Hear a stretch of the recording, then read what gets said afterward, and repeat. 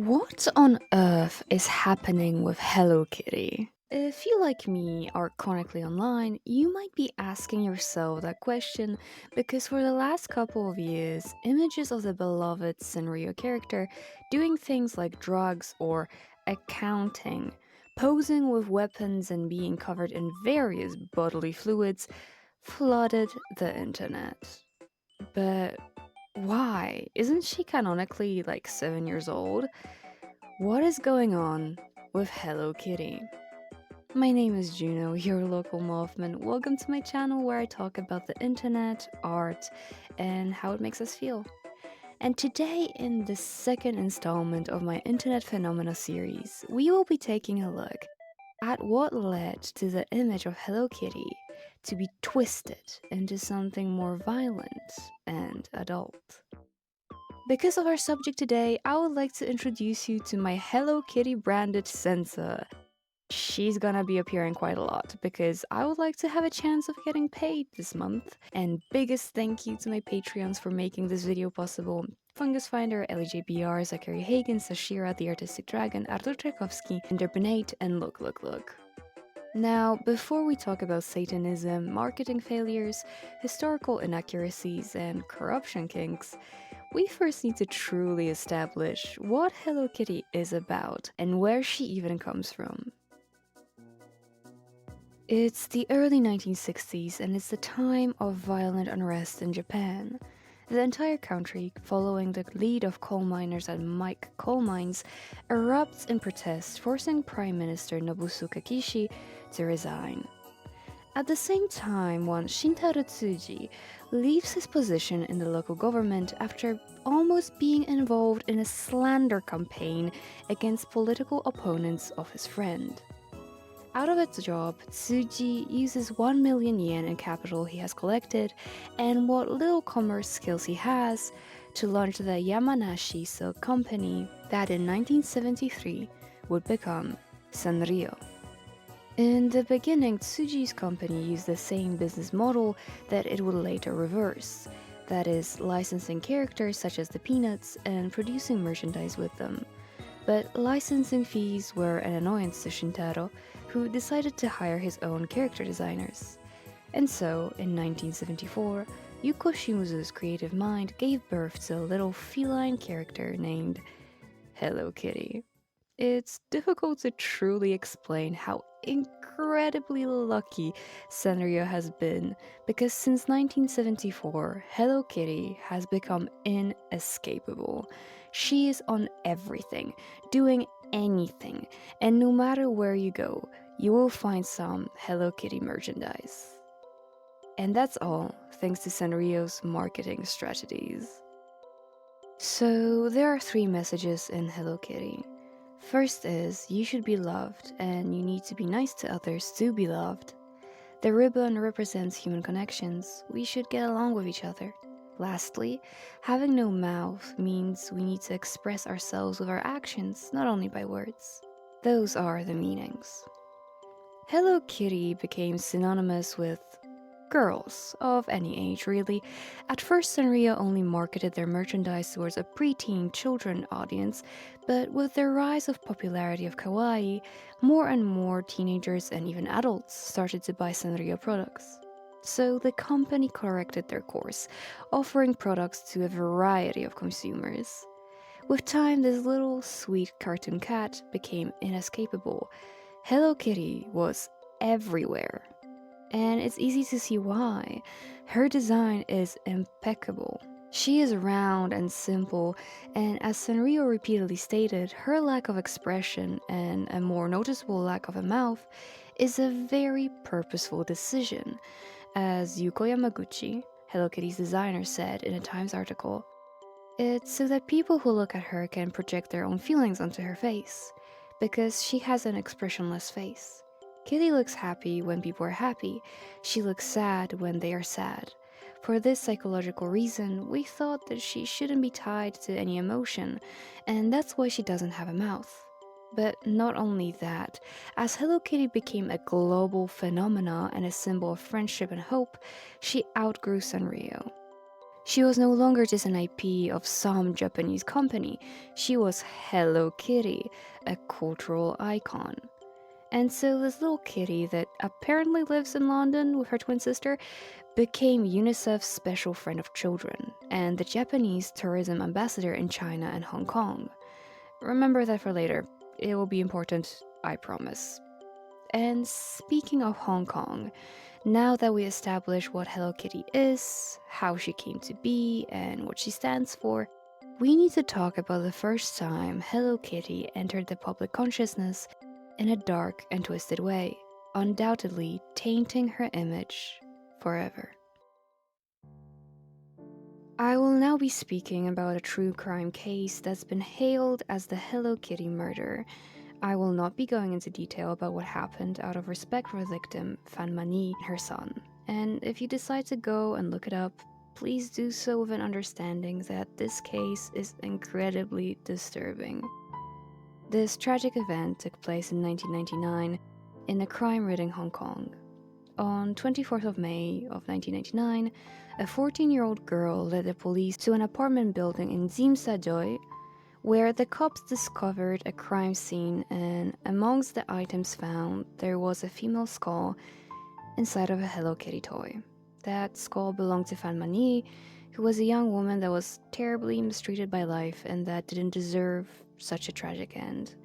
I would like Mani to be remembered as a devoted and brave mother that did her best to fight her way out of a cruel environment for her little newborn son.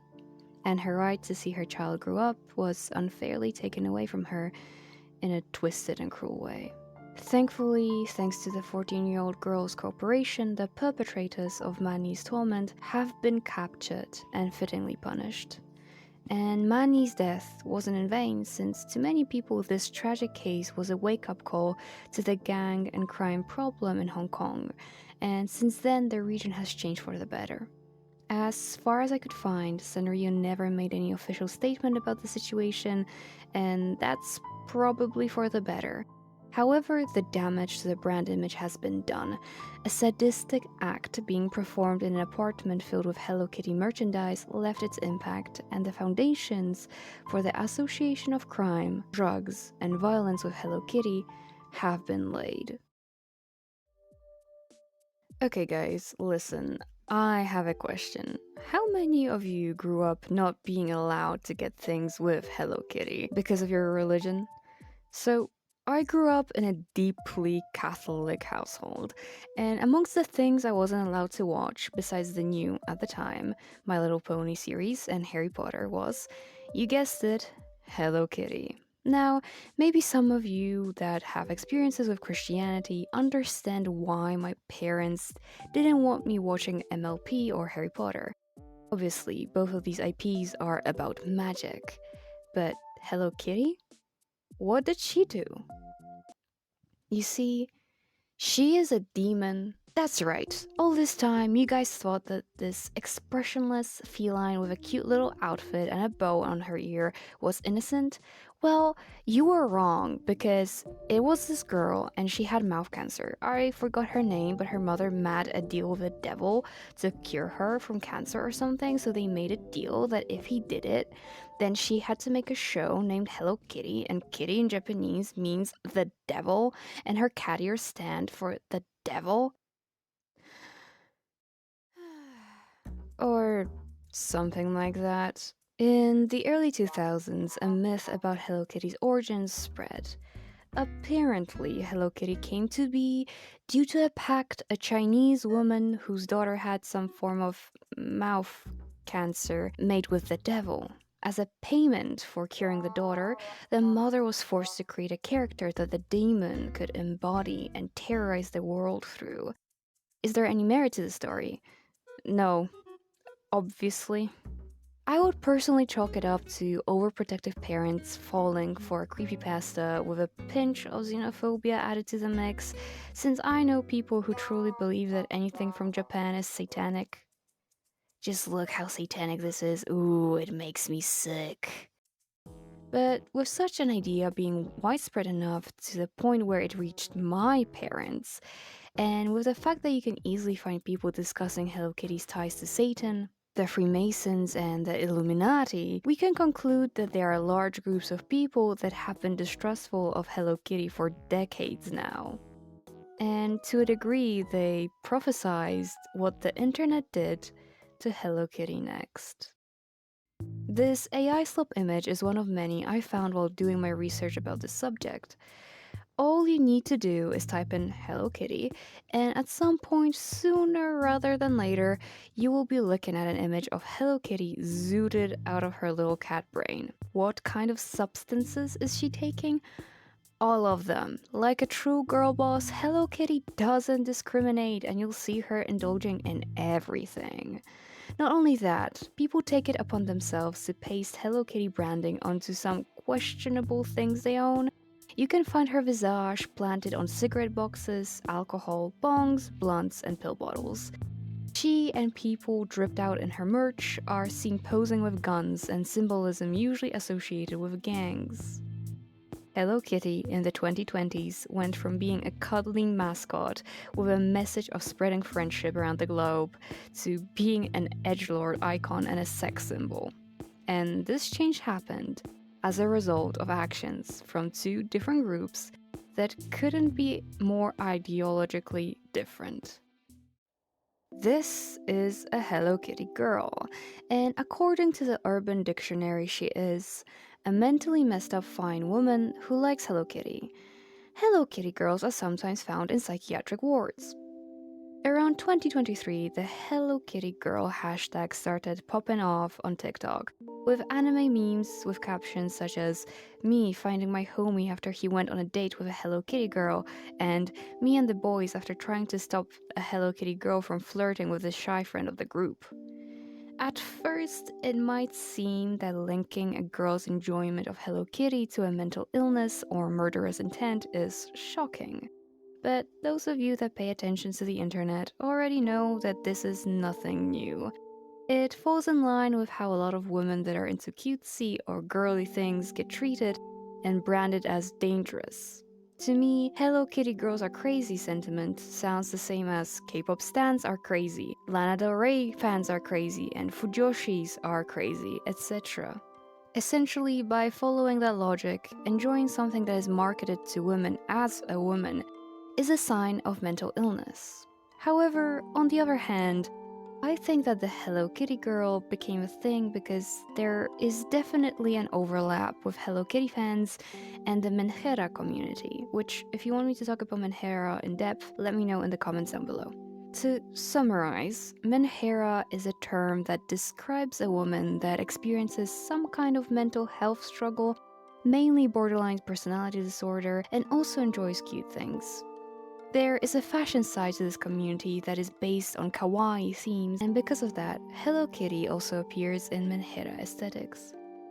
This has caused a lot of people to get pretty upset at the menhera community, since a lot of posts about menhera talk about things such as self-harm, mental illness, and medical issues. Because of this, the accusation of romanticization has been thrown around quite a lot. I will not be talking about this in depth in this video because I talked about it in depth in my trauma core video.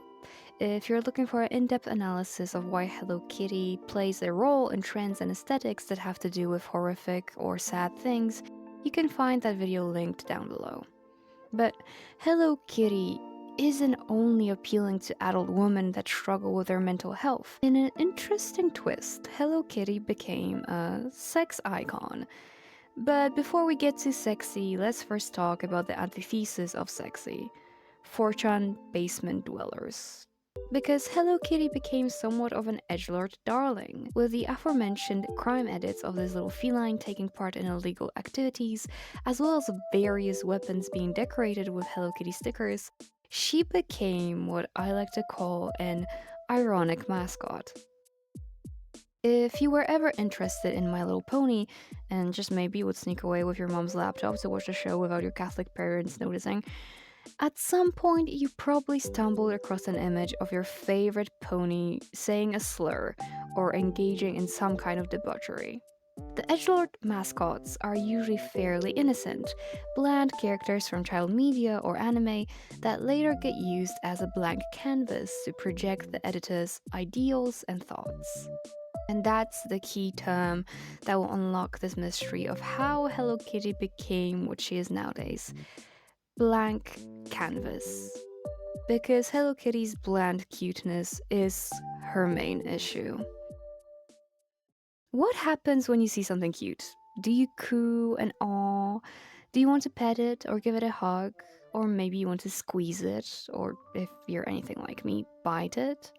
This phenomena is called cuteness aggression, where your brain cannot fully process your affection for something, and as a result, two conflicting signals get sent. And I think it applies to this situation as well, because yeah, if I had a Hello Kitty plush, I would want to bonk her big head. And maybe set her on fire. Seeing a cute character doing illegal things can be quite humorous because of its absurdity, and with how much Gen Z loves irony, it's not all that surprising that edgy Hello Kitty is considered peak humor. Another reason for the rise in popularity of such imagery is because Hello Kitty has been marketed to an older demographic, and the previously kid demographic that grew up during the height of Hello Kitty's popularity are all adults now. And adults are going to be into adult things. Hello Kitty slip dresses, underwear sets, and crop tops. Hello Kitty stripping and twerking. Hello Kitty fishnets and fetish gear. I promised we would get back to the topic of sexiness, and here we are. People are obsessed with what they don't allow themselves to have, and then they become controlled by it. Forbidden fruit is everyone's main meal. The sex appeal of innocence and cuteness is well explored in the media most of us consume, and so is the corruption of it. Think about the amount of fanfics, dark romances, and straight up erotica that have the plot of big bad boy kidnaps innocent little darling main character and they hate each other until finally the main character relents and they smash. The reason such fantasies are so popular is because they allow for plausible deniability. Think about it this way. A lot of us live in very sexually repressed cultures, especially if you live in the United States. Both women and men are raised to believe that sex is taboo, and maybe, if you are religious, wrong and sinful. At the same time, sex is a natural part of life and a standard need. And what is the best mind trick to play with yourself to not feel overwhelming shame while fantasizing about sex? Well, maybe you get corrupted or taken advantage of. You couldn't help it. The dark orc elf prince just had to have his way with you. After all, you're still innocent and looking mighty cute in that Hello Kitty underwear set. That's why innocence can be so appealing. It gives people a chance to safely explore their sexuality without immediately feeling bad about themselves. Or maybe the reason why so many young women cling to Hello Kitty, even in a sexual context, is for the comfort she brings to them. There is safety in cuteness. But not for Kitty. She doesn't get that safety as she is turned into a heavily tattooed gang member. I talked about how those edits are born from edgy communities to be funny or offensive, but that's not fully the truth. I would like to talk about male spaces online. Frequently, male spaces look down on things marketed towards women, and especially teenage girls. However, no matter how cringe they find something, they cannot fully escape it. Young women are the drive behind popular culture. Most of the music industry is funded by female fans. Women account for 70 to 80% of all consumer purchasing. With their money, they dictate what is popular. And we are a social species that long for connection and community. And how will the men that hate anything girly and pink go about connecting to popular culture? They'll make their enjoyment of it ironic. I think back to the brony phenomena, where in order to enjoy the show, many men at first claimed to like it ironically. And then the other reason why these memes exist is because life sucks, The people that are posting these memes are probably kids that grew up watching and consuming Hello Kitty. And since Hello Kitty is everywhere, she feels like a childhood friend, a constant in an ever-changing world. Everything you knew as a child no longer exists in a way that it used to, but Hello Kitty, she's still here. And she's the same she was when you were 5. And back then, maybe you took her with you to school, and now you take her with you as you deal with the struggles of adult life. And taking Hello Kitty and bringing her around with you everywhere to do anything is easy. After all, it doesn't matter what you do with Hello Kitty, and it never did. And that's all because of Sanrio's choices. In the first part of this video, I talked about what Hello Kitty stands for and where she came from, but honestly, that entire part of the video could just as well be cut out and it would not change a thing. Because who Hello Kitty is doesn't matter. That was Sanrio's sacrifice. In order for Hello Kitty to be as huge as she is, she wasn't allowed to be anything. No matter what that Wikipedia article tries to tell you, Hello Kitty doesn't have an identity. I've seen people point out that canonically Hello Kitty is 7 years old, and because of that, depicting her taking part in adult activities is wrong. But the thing is that it doesn't matter by design. Sanrio purposely created a character that is so bland and so sanitized of all traits that it genuinely has no impact on her. She's less of a character and more like an aesthetic or a pattern like polka dots. With Sanrio's main business model being about licensing their intellectual properties, seeing people expand on that idea isn't surprising.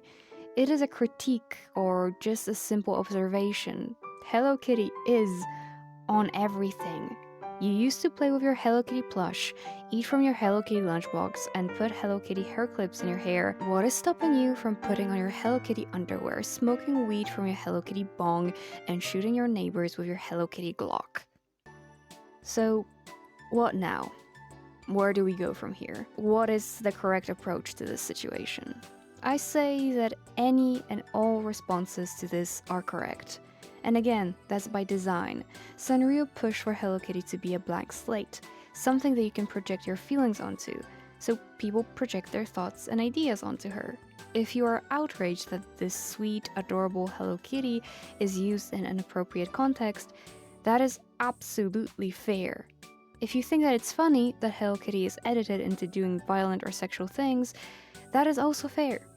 I personally only have one gripe with this trend, and that is its sanitization of violence. Remember when I, in the first part of this video, mentioned how Hello Kitty became the travel ambassador for Japan and China and Hong Kong? See, Japan has a pretty bloody history, a history that is filled with atrocities, and a history that they are trying to forget. As Sharon Kinsella, a lecturer at Oxford University on Japanese sociology, said, choosing Hello Kitty as an ambassador is a bit partial, as if a dumbed-down cultural icon can somehow do something significant to alter the gnarly and difficult state of China-Japan relations. This cognitive dissonance makes Hello Kitty, to me, more of a soft power government push mascot than anything else. But the issue spreads also to individuals that use Hello Kitty to sanitize what they're doing. Because of her bland cuteness and association to girls and young women, she turns even the gnarliest things somewhat appealing. There is a reason why people decorate their cigarette boxes with her face. By visually making something less threatening, you can lull your brain into a false sense of security. In the end, it is up to you to choose what you think about this entire situation. Who is Hello Kitty to you? Let me know in the comments down below. Thank you so much for watching this video to the end. Subscribe please if you enjoyed it. All the videos I mentioned will be linked in the description. In our Discord server, which I invite you to join, it's a pretty comfy place. We've been talking about potential Juno Moth merch ideas, so if you have any of those, please do drop them off down in the comments. Or join our Discord and tell me about them in person. As always, thank you so much for watching, and I'll see you next time. Bye-bye!